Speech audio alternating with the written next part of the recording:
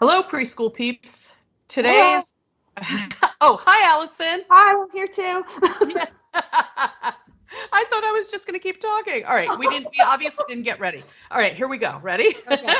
I always feel Today, like I have to say hello too. That's what it is. Okay. well, I won't. you're Sorry. right. I'm wrong. You're right. You're right. Um, Today's episode of How Preschool Teachers Do It is made possible by our sponsor, Joy Greenberg, wellness advocate for doTERRA products that I use. And Alison and I have talked about this before. People are always complimenting me about how I smell, but it's so much more than that. I have products from doTERRA having to do with guarding me against germs. That's called On Guard. They have blends for making it easier to breathe, which I have used a lot during this sinusitis season. And they also have products for things like good digestion.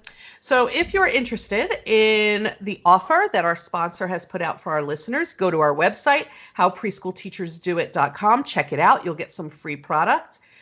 Click on sponsor offers and read all about it. Today, Allison, do you want to tell them what our topic is today?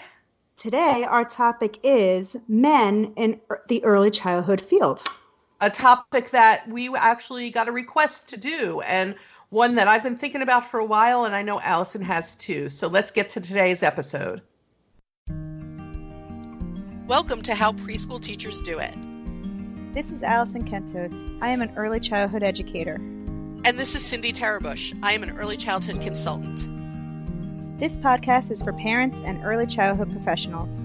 Let our experience and research-based knowledge become your guide. Allison, men in early childhood. Yeah. I feel like it's so important for men to be in early childhood. So important, but I feel so badly because they get such a stigma about it. They really do. You know, I think children need all different types of role models. And if we're going to say that our schools represent the society that they're preparing to grow up and be in, then shouldn't they represent the society that they're preparing to grow up and be in? Yes, that's a very good point. And if you want your child to grow up to have a male role model, wouldn't it be best that he or she have one early in life, not just at the high school level? Yeah, and I think children probably have I can't say True. Well, male role models in their families, hopefully, at home, but it's not the only place they need them, folks. It's not the only place they need them. And they may not have that at home. So you never know. But they do need them. And you know what would be a lovely thing to role model for young children? That men can also be nurturing and caregivers. And aren't they, though? I mean, when my kids were little, my husband and I really took equal care of our children. Yeah. I don't understand. I was talking with someone about this recently because this has been a topic that's kind of been on my mind. And the question that was asked of me when I said it was, do I think that it goes back to a very old belief that only women can be nurturers? It could go back to that. You know, how like back years and years and years ago, it was like only women were nurturers, only women were nurses, only women were teachers. It's not true anymore. But it's not true anymore. It's not true at all. With families having to work, everybody having to work full time, I would imagine that much like in my family, the parenting was divided. I just don't understand why we don't value that. And more than that, I don't understand why people think that it's more dangerous to have men in an early childhood classroom than it is women. I definitely don't understand that, because to me, why do you feel a man is more likely to do anything, I don't know, pervasive or perverted or anything to a child more so than a woman? Like to me, if they have a clean background check, right? I could what's hire the difference? Any woman and not know what's going to happen. Even that's if I get true. a clean background check. That is true. I was thinking about, before we started to do this episode, I was thinking about some of the cases that have unfortunately been brought against early childhood settings over the past maybe 10 or 15 years or more even. And I seem to remember, Allison, you may remember this too. There was a case of a preschool where the staff had set children up like sort of like a fight club where they encouraged Oh, them I to do fight remember against. that. Yeah. Remember that? They Yeah. encouraged them to fight against each other. Guess what gender that staff was? They were female. They were They were female. female. Yeah. And recently I was watching cable TV. They had on a movie about an older case where children were mistreated in an early childhood setting and abused. And, guess who one of the plaintiffs was? Or, yeah, one of the, not the plaintiffs, the defendants. Look, I'm not a lawyer, we can tell. Guess who, guess who one of the defendants was? A female? A female. Yeah. I just think it's this prejudice against men with young children that we really have to give some thought to. I understand that there's a lot of publicity when men abuse little children. I get that. And I know that there can be parental fears. And what we've done is taken I don't know, news reports and generalized it about all men. Right. Right.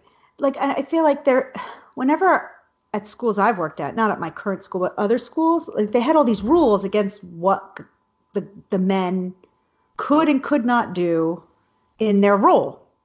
Right. I go to many schools, and Yeah. and as I said, this topic's been interesting me, even though before it was recommended to us, it's been of great interest to me. And I just sort of couldn't figure out how to put the information out in the world. So I started talking to school directors and principals where there are men working in the preschool ages. And I've been asking them if they've gotten flack from parents. And some of them have and some of them haven't. There was one school director I was talking to where she said, well, our male staff's not allowed to take the children to the bathroom. Yes. Or right? they're not allowed to change diapers. I've had that rule before Right. in a school. But I don't quite understand this rule. So aren't we then saying people are guilty before anything has happened? Innocent. And some of these men that are in the early childhood field, they're also fathers, so they know how to change diaper, and they're not any more likely to do anything wrong as a woman is. That's what I don't understand. I'm going to share with you that I have seen some awesome male teachers and teacher assistants in my time in schools. They are awesome role models for these children, and they bring another perspective to the classroom and the staff that I think is very valuable. And I watch them interact with the kids, and it is fantastic. It's amazing. Yeah. Right? Yeah. And the kids have a different, sort of a different interaction with people of different genders, just like they have with every different human being. And I think that having a multitude of perspectives and interactions is valuable. And at the same time, I will sometimes go to professional conferences, and when there are no children around, I see things that are discriminatory against men. Oh, yeah. Like they can't use the bathroom. Yes. Like where they, oh my gosh. I've been at conferences where they make the bathroom that's closest to the conference center or whatever unisex, so that the women can go into the men's room and use the bathroom. But that means that man, unless he feels fully comfortable doing everything in front of all these women, has to go several floors away to use the bathroom, which is just wrong. What? I've been to conferences where it isn't unisex. Okay, at least everybody can get in a stall. But I've been to conferences where they literally take a piece of paper and write women on it and put it over the men's sign. And now both restrooms on the floors where the conference takes place are for women. One time I was facilitating a session and a man walked in late and he said to me, "I'm sorry to interrupt," as he was looking for a seat. He said, "I'm sorry to interrupt. I had to go 3 floors away to find a restroom that I was allowed to use." What on earth? Yeah, that's wrong. It's very wrong. I can deal with unisex way better than that. Yeah. Even. Yeah. Right? Yeah. Well, I'm of one thinking that all bathrooms should be unisex, but that's just me. But I don't understand why we are treating anyone in the profession that way at all. I don't care if you're male or female. You shouldn't be treated that way. And then if you're doing that when we're just amongst adults, what are you doing when the children are present? Or how about this? Why don't they have, if they can, they have so that people feel comfortable in their comfort zone. They can have a restroom for women, a restroom for men, and a unisex restroom. There you go. Now at a conference, we can all pick. I'll pick. Yeah. Right? Yeah. Let's all pick, but to send the men 3 to 4 to 5, sometimes I've heard five Five floors away. floors They have to away. get in the elevator and go 5 floors And away is like ridiculous. and that's after they find it's on the fifth floor. That means they stopped at every floor. Right. Okay. Also, Yeah. also at these conferences, there's a lot of talk about, ooh, I had a man in my session, which just Okay. shows Yeah. a few things, I think. It Yeah. shows how few men are in the field of early childhood. And it shows what our expectations are when we look at a crowd of people who work in early childhood. And it really needs to even out. It does need to even out. Needs to Yeah. even out. I want to share a story with you about that I often tell when I talk about nurturing, caring teachers. Sometimes when I'm teaching or doing a training, there'll be something that I'm saying about us being that all teachers at every age, not just early childhood, are teachers and caregivers, or they should be to children at every age. And I use this example sometimes from my real life. When my older son, was in second grade, my father passed away. And we knew that my father was very sick. We knew that this was coming. And we let the school know that if my son was absent for any length of time, that it probably meant that my father passed away, and we would get him back to school as soon as we could.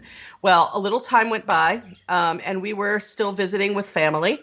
And I got a phone call from his teacher, a man in second grade. Okay. And back then, I mean, we're talking about 20 something years ago. So Yeah. even men in second grade at that time were a little less common than in high school. Right. Right. So he called and he said he was calling to say how sorry he was that he assumed that my father had passed and that he was worried about my son because he hasn't been back. And I said, we're still visiting with family and we have a lot on our hands and I just can't battle my son right now to get back to school, but we're going to try next week with all our might to get him to go back. He doesn't want to leave me. My son literally didn't want to leave our side after my father died. And this teacher, who was so wonderful, said to me, well, can I come visit him? That's so nice. Can you What imagine? a nice person. Right? And I said to him, would you do that? And he said, where are you? Where are you meeting your family? It happened to be at my mom's house, which was not far from this school. And I said, we're gathering at my mother's still. And he said, well, can I please come? And he did. He came and he brought notes from my son's classmates about how much they missed him. And Oh, he went over and he sat with sweet. my son. I still get choked up, Allison, every time I tell Yeah. this story. I'm And about to it's cry and years I ago, wasn't there. right? You It's know? years ago. He Yeah. sat down with my son and told him how much his friends missed him and how sorry he was that he was sad. And he hopes that he comes back to school because they're doing great, fun things and everybody misses him. And my son went back the next day. Wow. So, right? It's amazing. That So makes me who want to says cry. men? And yeah, who says men can't be nurturers?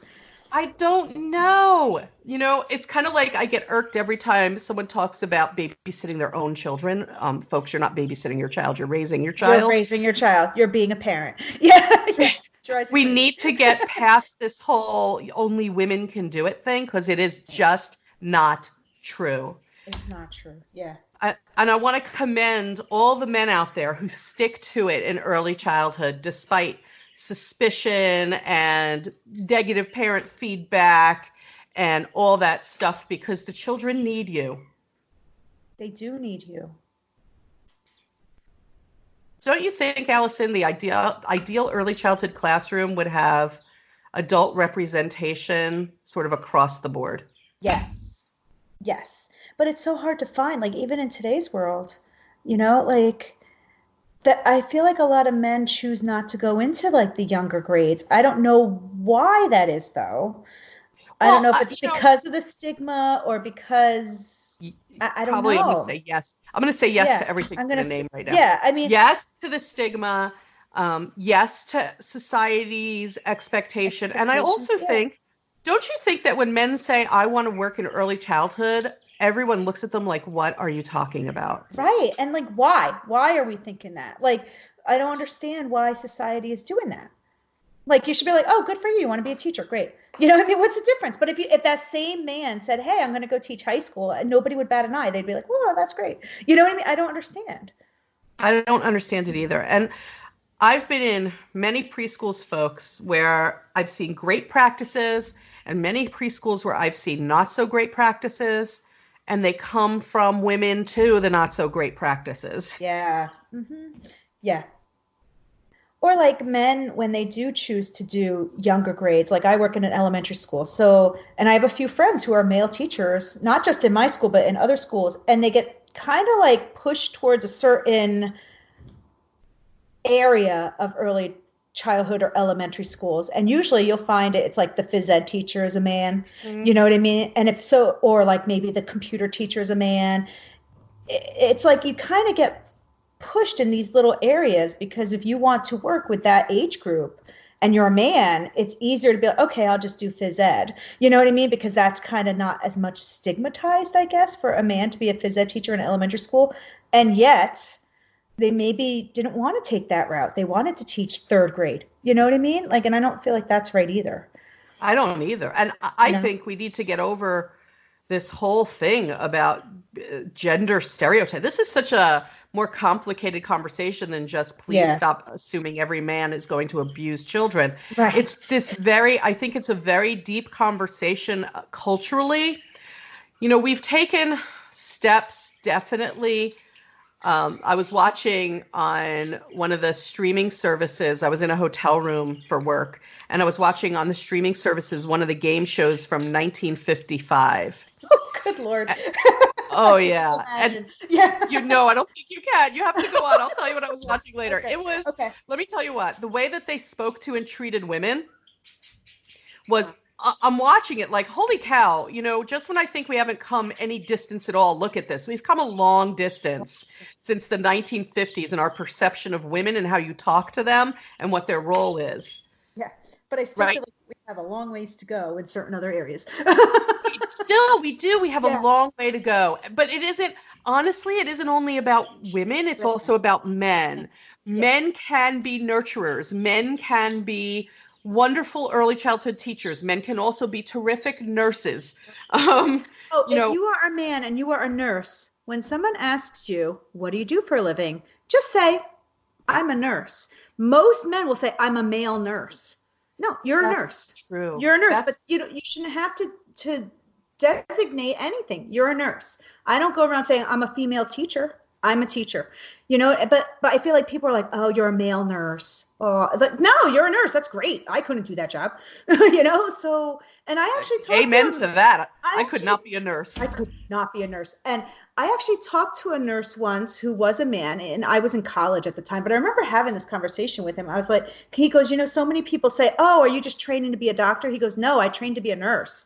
And he said he wanted to be a nurse because he's like, he really got to know the patients more than sometimes doctors get to. And I thought that was like, wow, that's awesome. And that I was in college when that conversation happened. So I was young, and this guy was not that much older, but like still like he knew that's what he wanted to do, and he did it. And why should there be a stigma against him for knowing what he wants to do, knowing that he's good at it, and then achieving it? It's some weird backward stereotyping. Yeah. Yeah. I think people would stand behind a woman who said, I hope anyway, Yeah. a woman in this day and age who said, I want to drive a truck, or I want to be a construction worker, or something that in the past was Yeah. typically male. I And want to yet be an people auto are not mechanic. Yeah. right, but people are not saying like good for you for the guy who wants to be an early childhood educator. Right. It doesn't make sense. It doesn't make sense. sense at all. And I think what we have to do, we actually are running out of time. In my job is always the timekeeper. I have to tell you that. Yeah. But right, I know my role. So I think that what we need to do on this episode of the podcast is say this to our listeners. And our listener pool seems to grow every day, which thrills us. And I hope that you will all go forth and challenge your own beliefs about men in early childhood education and challenge other people's of beliefs. Yeah. We have to challenge our biases if we're ever going to move forward. And it just strikes me how much bias there is against men in the early childhood field. And it's awful. It is awful. And you know why it's awful, Allison? Why? Because it's not good for the kids. It's not, I mean, what are you telling the kids? When Right? you know, What's like, the message? what's the message here? Oh, that teacher's not allowed to change your diaper. Okay, why? Like that, it's going to the kid. They're It seeing it. So what are they then going also, to think about men who are in a caregiving role? also, there are all these memes all over Facebook now that I saw and other social media that say things like, if you let your what's going to happen? What terrible thing's going to happen if your boy plays with dolls who grow up to be nurturing and caring, like Yeah, sarcastic like that? yeah. Okay, so Come and on. I love those memes, by the way, and I've probably reposted them on my Facebook page because it's true. Sure, it's true. But Yeah. on the one hand, we're giving a mixed message. We're saying to the boys, "Oh, it's fine for you to do that because we do want you to grow up to be nurturing, caring adults, and maybe someday fathers." Right. But at the same time, we're not going to put men around you because they are dangerous. Right. Right? I don't Right. understand. Doesn't make sense. Makes No, no sense. it's an age-old problem that we're not solving today. No, no, it's going to take a while to solve if it ever gets solved. I mean, But we're always happy to open a conversation. So here we yeah, are, here we are. right here we are. And I hope that you found this thought provoking and you take it forward. I also hope that you subscribe, share our podcast Like, with yeah, others, give yeah. us stars. How many stars do we need, Allison? 5 stars. Yeah, we really do. We need 5 stars. We need five Why do stars. we need 5 stars? Because it really helps us to be noticed by even more people than are noticing us. We also, by the way, I don't know if we announced this before, but we were very pleased on 2 podcast rating lists. We were named among the top preschool podcasts, which, right, thrills the So life out excited. of us. And Yeah. we're going to say it again in case someone misses this announcement at the end of this episode. Please keep giving us these positive reviews and the stars so that we'll keep being listed and more people will find us. Okay, peeps. That's what we said we were calling everybody, right? A couple Yeah. episodes ago. Yeah. Peeps. Okay. Yeah. Good. Then I'm not off Yep. my rocker. You're not Okay. off the rocker. Okay. Okay, peeps. Till next time. Bye, peeps.